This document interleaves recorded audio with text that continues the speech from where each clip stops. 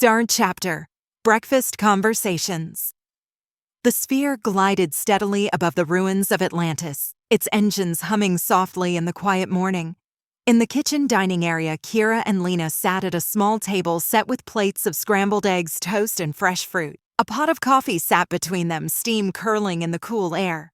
The atmosphere was calm, but Lena's thoughtful expression hinted at the weight of the conversation brewing between them. Kira sipped her coffee, watching Lena absently push her food around on her plate. She raised an eyebrow, breaking the silence. "All right, Lena, you're thinking too hard again. Spill it." Lena looked up, startled, then sighed. "It's the crystal," she admitted, setting her fork down. "The metromite. If we find it, if we actually get it, Kira, do you realize what that could mean?" Kira leaned back in her chair, her coffee mug resting in her hands. "I've got a feeling you're about to tell me." Lena gestured animatedly, her voice gaining momentum. "It could change everything. No more coal, no more oil, no more reliance on energy sources that destroy the planet. We're talking about clean, infinite power, Kira. No more blackouts, no more energy shortages. We could stabilize entire countries, reduce carbon emissions, reverse climate change. This isn't just a discovery, it's the solution we've been waiting for."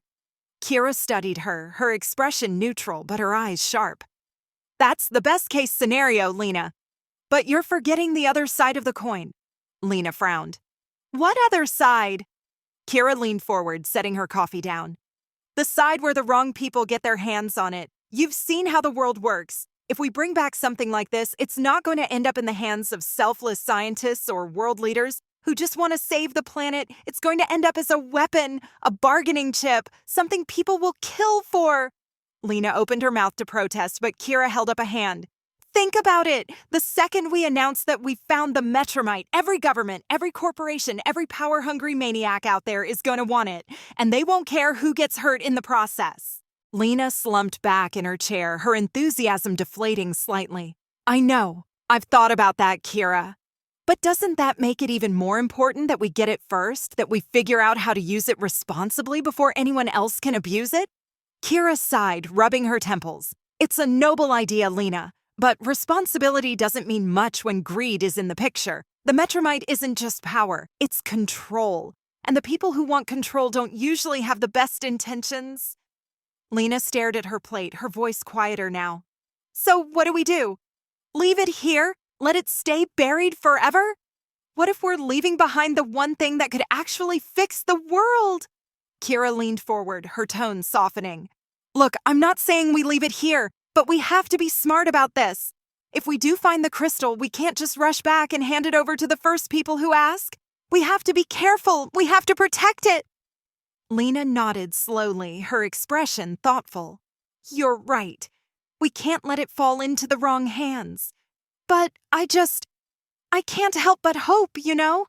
What if this is our chance, Kira? What if this is the thing that finally makes a difference?" Kira gave her a faint smile. "Hope's a good thing, Lena. Just don't let it blind you to reality. The world isn't perfect and neither are the people in it. But maybe if we're careful, if we're smart, we can give it a fighting chance." Lena smiled back, the weight in her chest easing slightly. "Thanks, Kira. I needed that."